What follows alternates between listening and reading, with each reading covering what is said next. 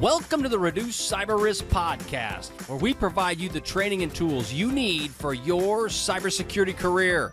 Hi, my name is Sean Gerber, and I'm your host for this action-packed, informative podcast.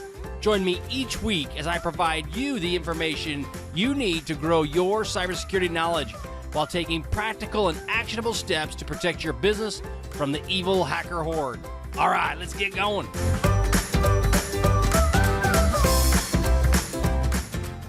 Hey y'all, Sean Gerber again with Reduce Cyber Risk, and this is the Reduce Cyber Risk Podcast, episode 27, March 4th, 2019. All right, we got great stuff for you today in today's podcast, and we're going to get into a few key things around cybersecurity news that I think are as great for cybersecurity professionals and specialists and people working potentially on their CISSP and other cybersecurity certifications. Also, we'll be having some training around cybersecurity. Training will be on business impact analysis, part 2. We had part 1 last week, and now we're going to roll into the second part of the business impact analysis. And there'll be our ongoing training that ties into your CISSP if you're working on that, or if you're a business owner looking for great training on how you can potentially protect your company. This is a great capability for you. All right, cybersecurity news. Well, first 3 things we're going to talk about is the point of sale clients targeted with Cobalt Strike, and it's basically a card scraping capability.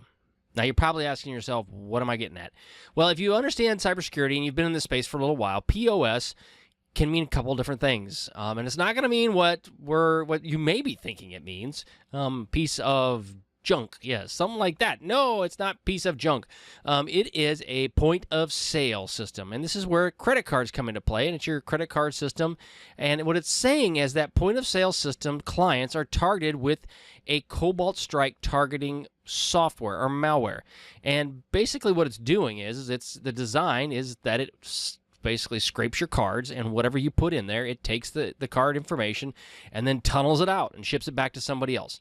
Now, again, when we talk about hackers, what are the main things that they look for? They're incentivized, and their incentives can come down to multiple different aspects.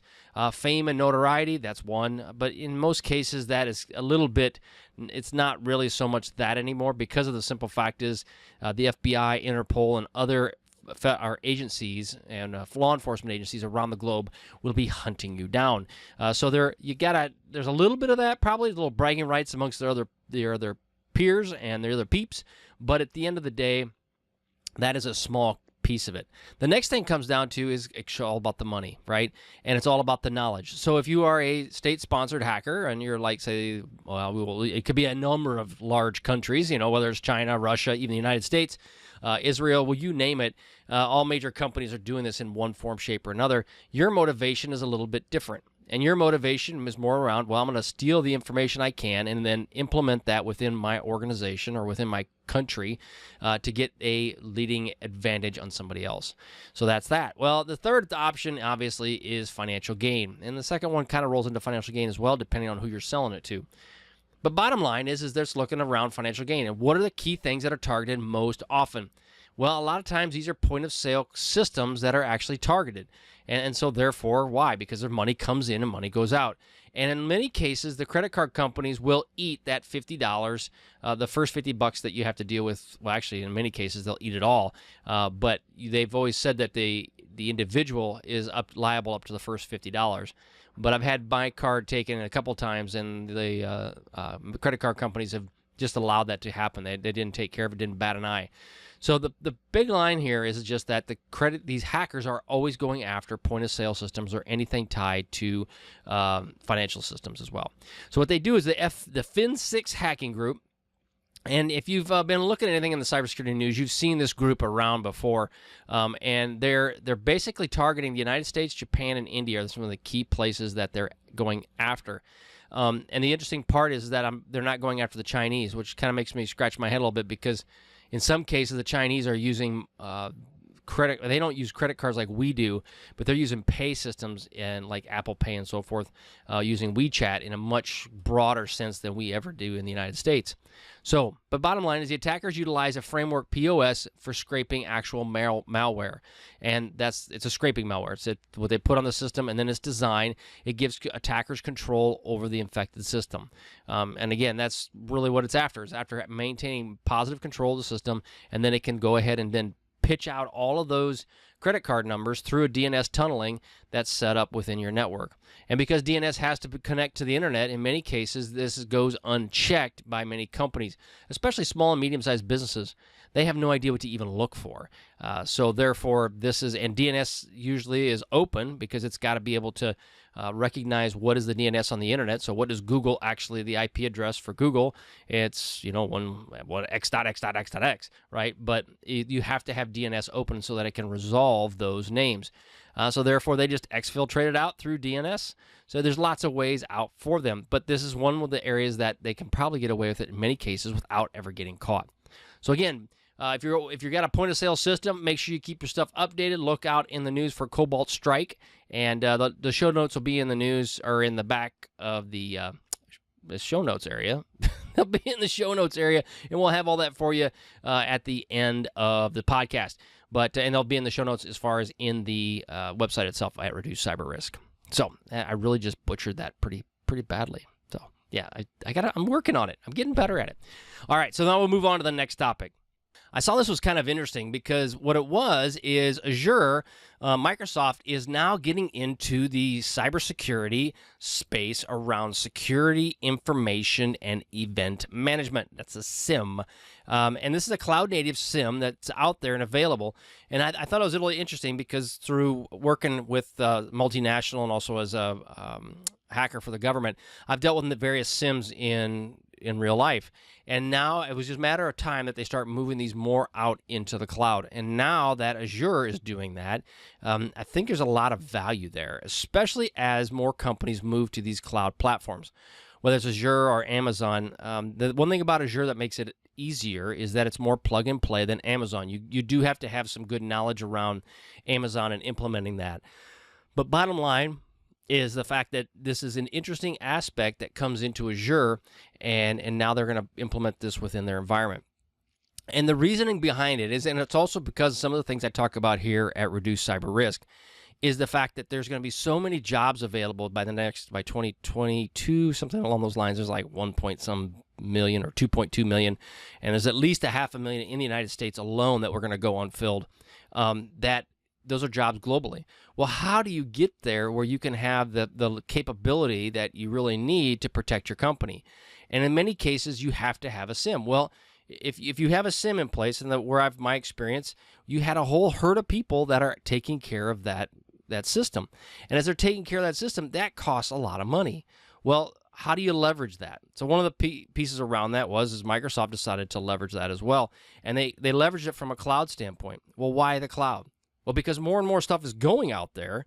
Now you have the feeds directly to it, and it's really a great option because the SIMs that I've worked with in the past, they've all been an on-prem solution. But as more of our the information and the systems are going out to the cloud, it's better to have it. It's closer to the actual data itself. So the interesting part, more threats also that they can handle. It's what it's coming down to is overwhelming as mounting threats that are coming as people get more and more access to the internet, and it's just kind of cool. So I think it's a really good move on Microsoft's part. It'll be interesting to see how this all plays out. This came from Dark Reading, and another point that it mentioned was that AI and machine learning are going to be a big factor in all of this. They're using data from users, applications, servers, and devices. So as you get Office 365 is a good example, and I've played with that pretty in depth. And so now all these data feeds are going into Microsoft. Well, what a great way for you to be able to have this information available right into your SIEM. And it's already inherent because of Office 365. The other thing is it also talked about it's pulling data from Cisco, Checkpoint, Palo Alto, Symantec, and so forth, many others. So there's a lot more people that are plugging into it. Now, some of the big SIMs you have in the environment right now are your ArcSight, your Splunk, I think CrowdStrike is even pushing out one. There's a couple others that are out there. But bottom line is there's lots of big players in this space. And so what it comes down to is this is a really good way that they can utilize AI and machine learning to help in those pieces around managing your SIM. One thing I learned when I managed my own SIM for a company here, well, many years back, is that the basic triage stuff, you could definitely, if you can get AI and machine learning working, you could do all of that with a bot, with some level of automation. Now, when you get into the more of the deeper level, the deeper dive stuff that goes with it, you really need someone that has eyes on. But at least from the initial triage standpoint, yeah, you could definitely have that done in AI. So it'll be interesting to see where this all goes. The other thing they talked about is a thing called Threat Expert. And what it is, it's experts on demand. Now, the cool part about that is now if you have a situation where you get breached, well, they have that available, the experts you need that are specifically designed to help your business. And I've worked with other companies such as Fishnet and so forth that I think now is Optiv. And the point of it came down to is that they had these services as well. Well, Microsoft's now jumping into this space, and they have people that are dedicated specifically for this capability. So technical consultation, why? Because there's so much cybersecurity demand, there's not enough people, they have to get into this. Incident response, okay, if you have an incident response process, how do you manage that? Well, if you have already that in place, and you have maybe Microsoft on retainer with their threat expert, you can now bridge that gap. And also, as you deal with more and more of the threats that are out there or I shouldn't say more of the companies that are countries that are forcing you to do some level of incident response, this is a great way for you to bridge that gap as well. Again, they're full-time Microsoft employees, which is very interesting and very cool, and they're not contractors at all. So interesting. Well, I look forward to seeing more. You'll probably hear more about this on the podcast in coming months, but Azure Sentinel and their threat expert. This is all through Dark Reading. Another dark reading piece was around securing the cloud, and I like to call this out because if you're a CISSP or you're a security professional working for a company, you probably have noticed it at this point where you're putting more stuff out in the cloud. Also, if you're a business owner and you've got a small, medium-sized business, and even large businesses are doing this too, you're probably putting more stuff out in the cloud. One of the key points I thought was interesting was that it usually falls to IT instead of a security organization as far as how to manage the security of the cloud.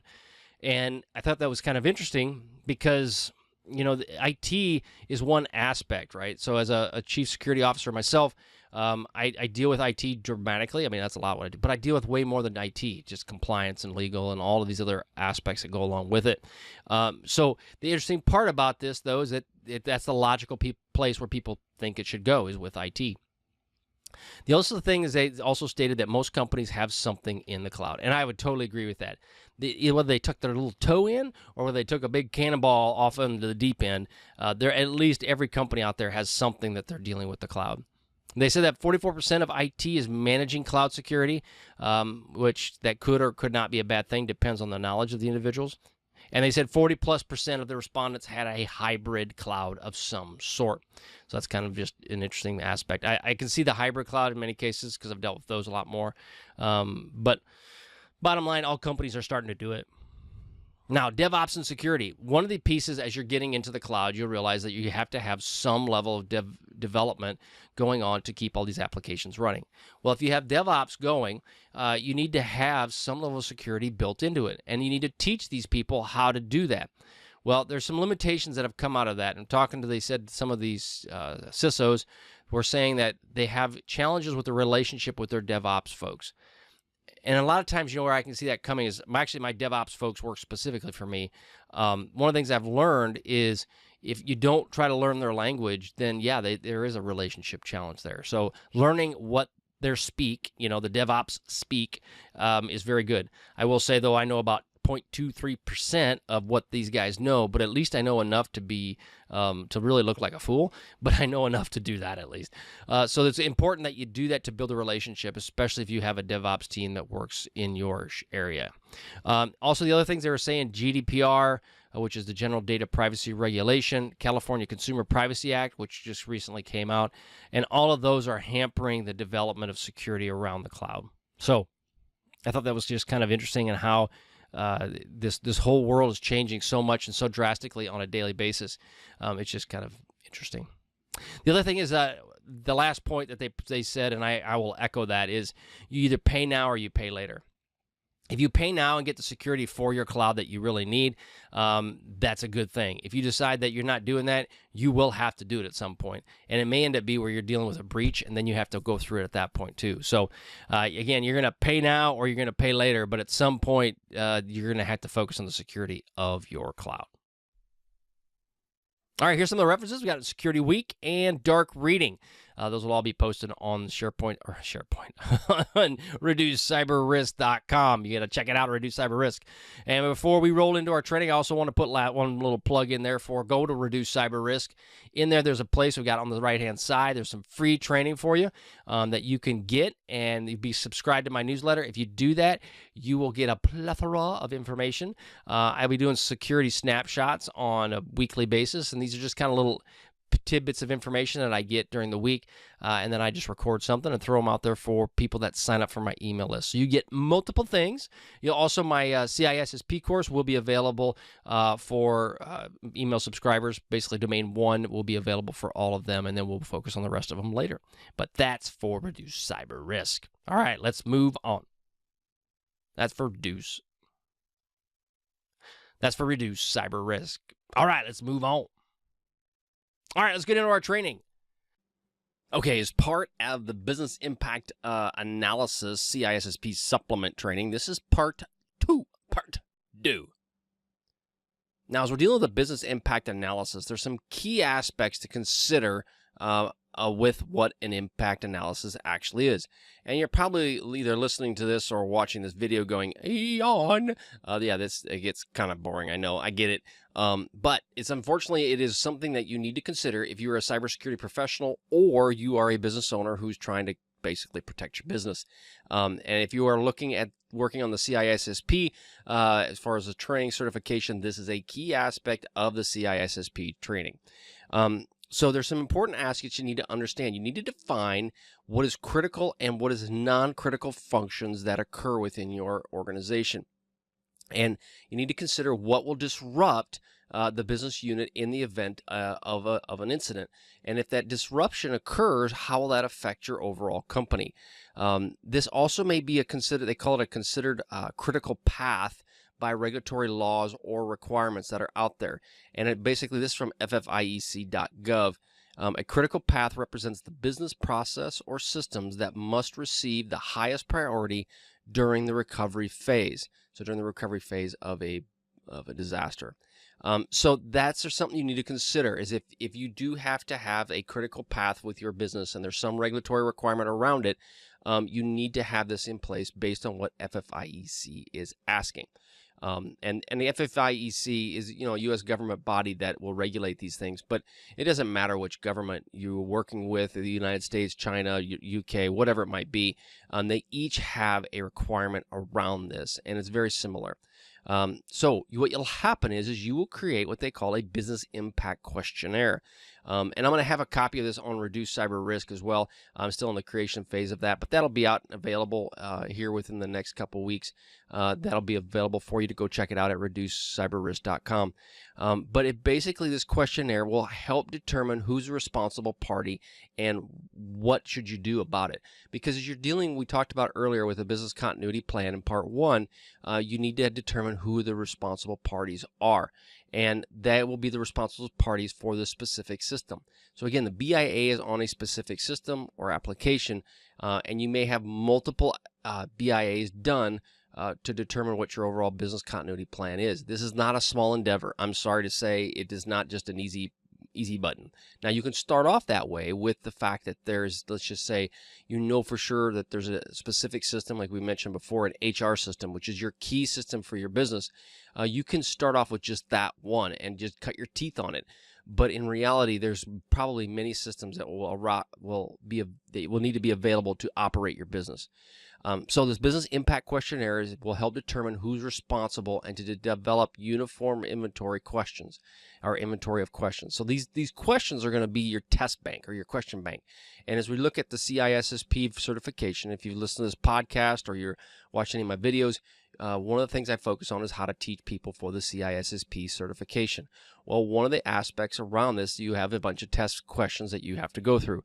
Same thing. You'll have a test bank of questions that you need to give to people to help you understand what is the overall risk, so that it's not just you. You can pass on these questions. And the cool part is you potentially could automate this and build this into SharePoint Online and different ways that could make this a much more seamless process. But again, it must be tailored for the business needs, whether it's financial, manufacturing, chemical, retail, whatever it might be. It will need to be tailored specifically for your business needs. Now, here are some sample questions that I'm just going to kind of talk about here, and we'll kind of go into some background around them. But there's in the case of what you're going to put out for your questionnaire, this is just a very small subset of questions you may have. Again, though, I will couch this with know your organization. If you give them a questionnaire of about 150 questions, they're going to go, I ain't doing that. Ain't happening. Not going to work. So you need to keep it small and concise and to the point.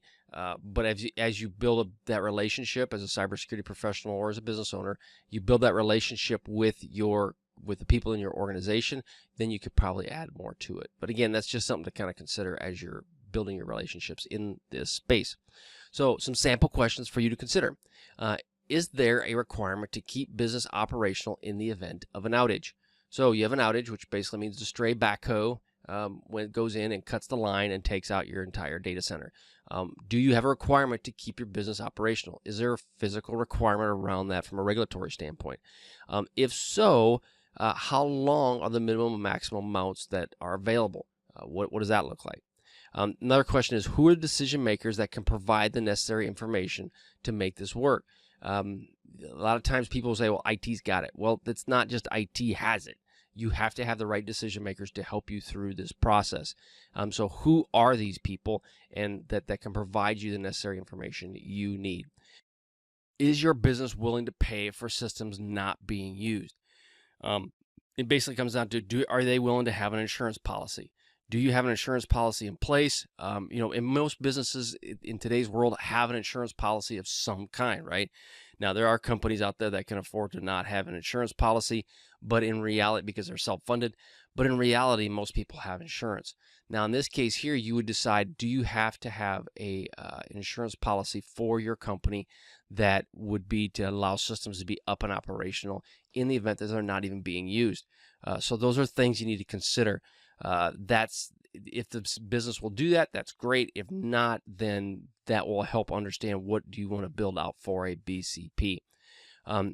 Is that how would your department or function if the mainframe network or internet access was not available? So basically, if you lose connectivity, how will you operate?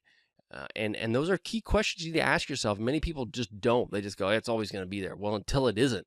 Most companies, if they don't have a plan in place, they will not survive. And I can't remember what the statistic is, but it's basically if you don't have a good backup recovery solution in place, and that's just one aspect, most companies, I think the number was like 60% will fail within the first year because of this. So you need to have a plan around that. What are your critical outsourcing relationships and dependencies? So do you have relationships or dependencies with third parties that you have to have in place in the event of a disaster or in the event that you have to keep your business operational? Here's a big one that I think people don't think about a lot is what are the critical cash management and liquidity issues that you may have? Okay, so your business goes poop. It dies. It's gone, right? It gets smoked. But so then the question is, I got to buy new stuff. I got to get new computers, got to get new monitors, got to have my new applications ready to go. But nobody has the cash. Who's got the credit card? Don't know. I don't know. Does Bill have the credit card? I don't know. It's the CFO. Where's he at? Well, he's in the Bahamas enjoying being a CFO.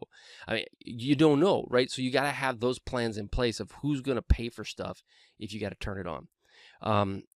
And there's many more questions that kind of come into this place, but you got to ask what are the key things that are going to affect your business. And then as you dig through these questions, more questions will arise, I guarantee you.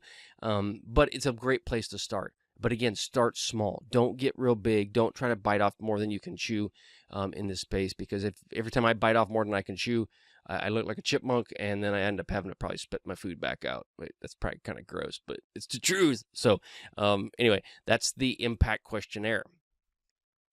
Now we're going to get into RPO and RTO. So RPO is recovery point objective. Now I alluded to this earlier as it relates to as you're doing your overall business continuity planning. So RPO is a recovery point objective, and it's the max tolerable data loss for each activity. So how much data can you lose?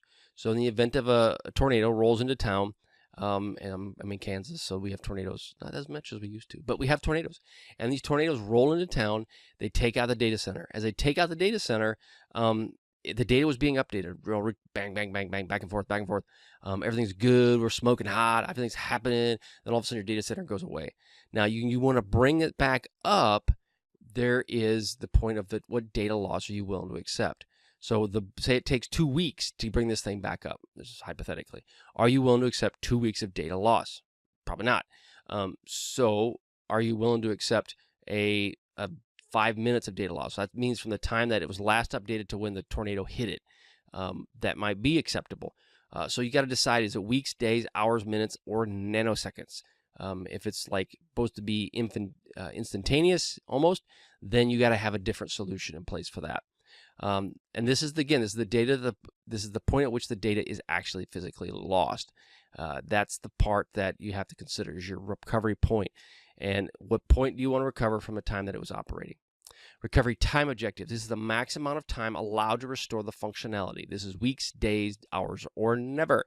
And what that means is that how much time do you need to bring it back up and operational? So in my previous example of 2 weeks, maybe your business is okay with being down for 2 weeks while it's trying to get this system back up. That's probably not the case. It's probably less than a week you want to have your business down, because what ends up happening is when your business isn't there, customers will go on to somebody else. So I would suggest that you probably want your business up and operational within a day or two, at least the key aspects of that. And then the key aspects would be what your business impact analysis is going to figure out how much data are you willing to lose on these key aspects. Can the business run without systems up and operational? So can you just take orders with the old-fashioned paper method? When there was some ransomware that rolled into some hospitals, that's what they had to do. They had to basically do stuff with paper because all the systems were turned into bricks. Those are key pieces that you need to ask yourself. And then as an example I have is shop floor systems that cannot connect to the network. Well, if you have a shop floor system in a manufacturing space and it can't connect to the network, well, it's not producing whatever widget you want to produce. Is that good or is that bad? Can you do that? Can it operate without being connected to the network? Maybe. If it's really old, for sure. If it's newer, probably not. Is your manufacturing affected? So then this comes down to is how long can it be affected? 1 day, 2 days, a week? I don't know. Only you can make that decision as a security professional working with your business, because they're the one, and honestly, you can't make it. It's your business that'll help you, but you guys will make the decision as a group. One thing other to consider is using technology. Now, there's various technologies that can be available for you. The first bullet I talk about is disaster recovery, or DR might be built into it. Depending on the application, you may have a level of disaster recovery built into the application itself, versus like say for it's a SaaS solution, so software as a service. It's in the cloud. It's already is replicated in multiple zones. If it goes down, it's already there. It's already available. You don't have to mess with it. Are some of your applications cloud capable? So you may have an application that is really good, but it's old and it doesn't work well with the cloud because it's on newer systems. So you need to find out, well, okay, my business continuity plan is that I'm going to take this software, I'm going to upload it to the cloud, I'm going to operate out of Amazon AWS with this application. Well, is that application compatible with doing that? It might not be. Licensing wise, is it compatible with doing that? Maybe not. So those are things you need to consider. Remote capability. So do you want to utilize like Citrix or Amazon Workspaces to allow you some level of giving your desktops in the cloud? So Amazon allows you to remote in. You have desktops that are operating in the cloud ready to go. You could have that all predefined, pre-configured, set up, ready for your organization with all the software needed and set up ready to go, and you just turn them off. And the moment that you need them, you turn them back on. But now that would take some training with your people to understand how do they log in, What do they do? You'd have to keep the software updated. But those things can be set up ahead of time depending upon your organization's need. Storage. If you're dealing with keeping your data, one thing you need to consider is we work through and you build out your impact analysis from your questionnaire, that data along with your business continuity plan and your DR plans need to be stored somewhere. Well, they could be stored in the cloud in these locations. You need to have that defined and already pre-configured. And so that way, and then trained that everybody knows this is where you need to go to get it. The associated documents, they also go along with your BCP and your BIA and your DR, and that's an acronym soup. All of those BPP, all of those documents need to be stored somewhere. And your call trees, making phone calls for people, any templates you have or any other documentation that you have can be stored in this location as well. However, now from a security point of view, all this stuff is wonderful, but you better protect it, because let's just say you're a bad guy and the bad guy now knows all these different things about your organization. You'll have labeled in here critical systems to your company that is now potentially telling somebody who's the bad guy what's going on. So you need to think about that as well. What are these systems, and are you protecting them? And if it's on a SharePoint, like a SharePoint Online through Office 365, who has access? You don't want everybody to have access. You want to limit that to specific people. Also, other things to consider around technology. What are your mobile capabilities? Do you want it available on mobile phones? Do you want it available on tablets? You want to outsource the entire process or capability to a third party and just have somebody else worry about it and deal with this problem for you. So there's different things you can consider as you're dealing with technology and how to handle it. Now, completing your BIA, the product should be evaluated with a risk assessment. So once your BIA is done, okay, so you went through the questionnaire, you filled that thing out, which again, we'll have a reduced cyber risk. You'll have some stuff for you to look at from a template standpoint. Then what you should do is you should then do a risk assessment of that specific system. And what it does is it then prioritizes the potential business disruption. So you know this system is critical. It's critical. Can't lose it. Got it. It's super important. That's step one. Step two then would be to identify the severity and likelihood that something actually bad is going to happen to it. If this is an HR system that is triple redundant in multiple locations, it's updated to everybody and everything, and it's in the cloud, and it's super critical for my business. However, I've got all kinds of plans in place that it's ready to go.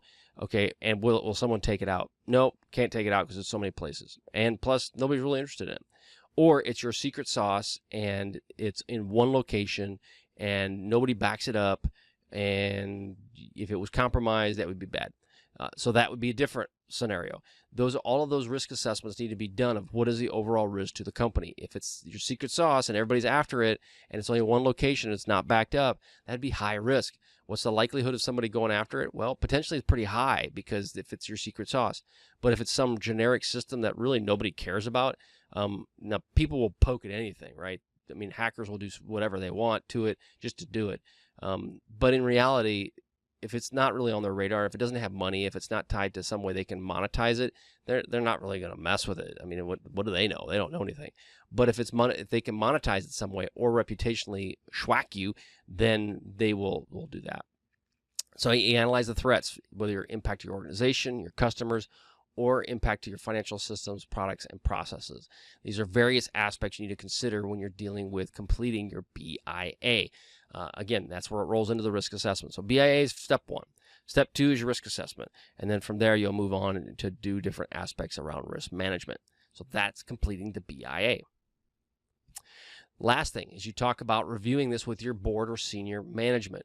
You need to get this done, and you need to periodically do this and update your senior management around these things. So they need to be involved with what's going on.